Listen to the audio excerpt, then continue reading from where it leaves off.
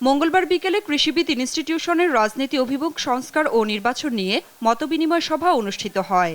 এতে প্রধান অতিথি ছিলেন প্রধান উপদেষ্টার প্রেস সচিব শফিকুল আলম। অনুষ্ঠানে সাংবাদিকদের তিনি জানান, রোডম্যাপ দেয়া হয়েছে। যদি রাজনৈতিক দলগুলো মনে করে সব সংস্কারের প্রয়োজন নেই, তাহলে এ বছরের ডিসেম্বরের মধ্যে নির্বাচন হবে। গভর্নমেন্ট একটা রোডম্যাপ দিয়েছে এবং দুইটা ব্রড একটা টাইমলাইন দিয়েছে। একটা হচ্ছে যে যদি পলিটিক্যাল পার্টিগুলো মনে করে যে তারা খুব বেশি রিফর্ম চাবে না, তাহলে আমরা এই বছরের ডিসেম্বরের মধ্যে একটা ইলেকশন করব। আর যদি পলিটিক্যাল পার্টিগুলো মনে করেন যে না, এটা একটা ইন্টারিম গভর্নমেন্ট, একে দিয়ে আমি অনেকগুলো রিফর্মের কাজ করিয়ে নেই, আরো আমার রিফর্মটা লাগবে, সেক্ষেত্রে আমরা কি করব, আমরা আরো 6 মাস আমরা সময় নেব।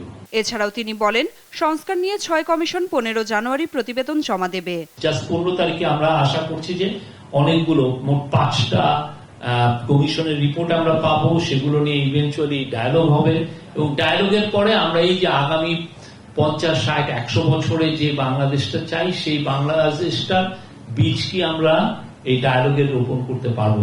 -2 ফর্মুলা নিয়ে সরকারের চিন্তা নেই। সরকার দায়িত্ব নেওয়ার পর থেকে কাউকে মাইনাস করতে চায় বা বাদ দিতে চায়, এমন কোনো উদ্দেশ্য নেই বলে জানান প্রধান উপদেষ্টার প্রেস সচিব। নাফিয়া ফারজানা, দেশ টিভি, ঢাকা।